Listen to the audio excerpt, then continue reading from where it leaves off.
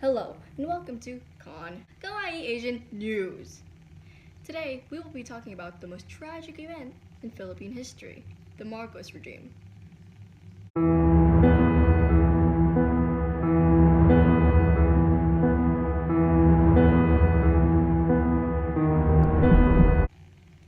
In 1965, Ferdinand Marcos was elected President of the Philippines. The following decades, he was repeatedly elected and reigned for 21 years. During his reign, one of his historic proclamations was the declaration of martial law.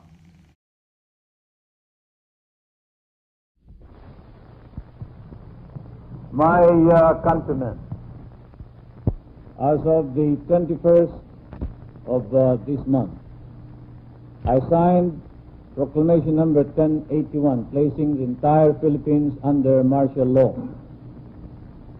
This proclamation was to be implemented upon my clearance, and clearance was granted at 9 o'clock in the evening of the 22nd, last night.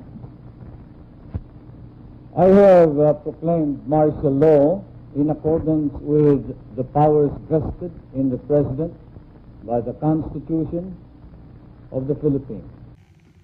Martial law is the imposition of direct military control of civilians' functions of the government.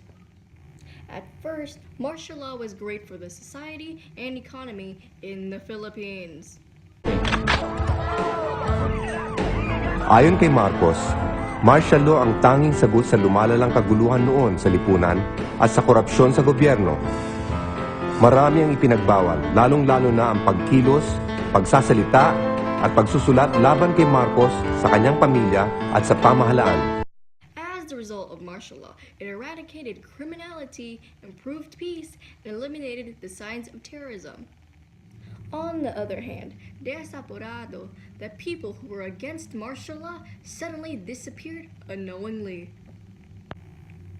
Liliosa Hilao, a Filipina student activist who was the first to die in detention during martial law. By speaking her mind and showing her opinions through pieces of writing led her to be beaten, gang raped following her death. Hilao's death spread awareness and showed how Marcos treated his people.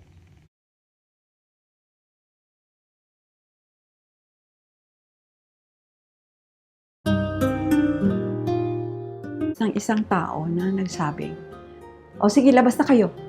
Ilock ang door. Yung ganon. Wala akong magawa. Sinolo niya ako. I was raped. Nilabas niya ako. And then, pinagtulungan ka ng maraming mga lalaki doon, ng mga kadiri talaga. Maraming mga kamay na para bang you just want to feel you're dead. Nakita ko ng mga pulis ng Maynila. Bago ako nila makuha, doon sa may malapit sa Katipunan, nagsisigaw ako. Sabi ko ako, si Catherine ng Zone 1 Tondo Organization, hinuhuli ako ng mga pulis. May ginawa sila parang isang nasa ibabaw ng lamesa, nakalagay yung parang isang felt telephone.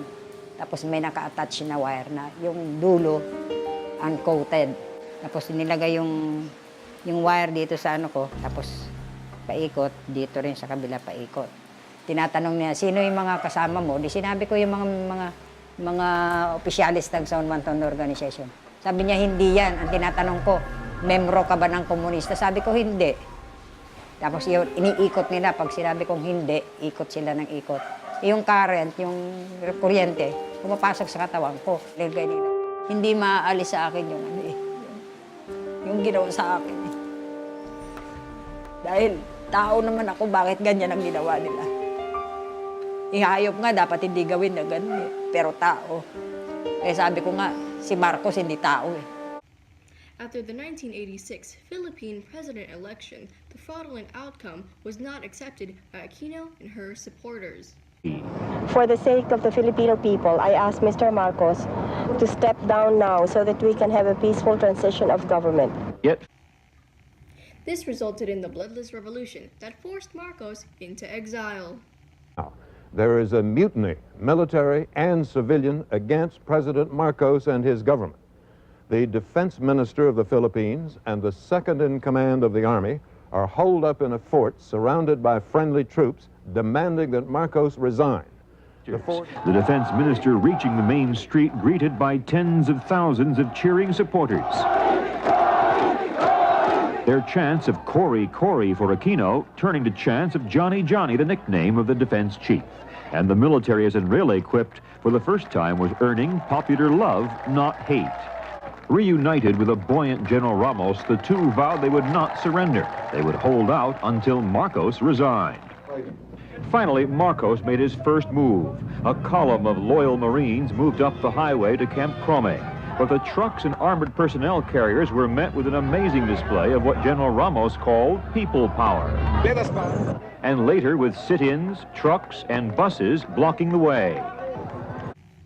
Alessandra Aquino became the 11th president of the Philippines. It is my great privilege, and I deem it a high honor and personal privilege, to present to you Her Excellency Corazon C. Aquino, President of the Republic of the Philippines.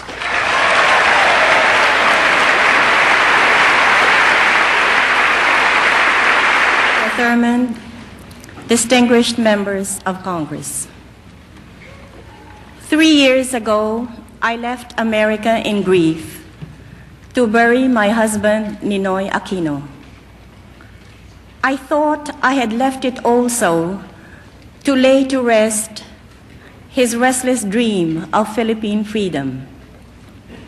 Today, I have returned as the president of a free people.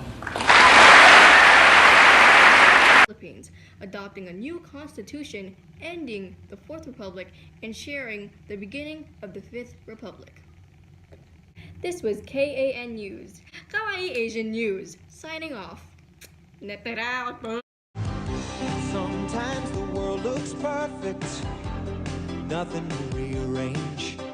Sometimes you just get a feeling like you need some kind of change. Hello, what's meaning by can?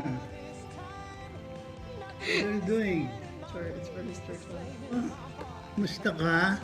Musta ka? Eh, Odero. Hello, kumusta ka?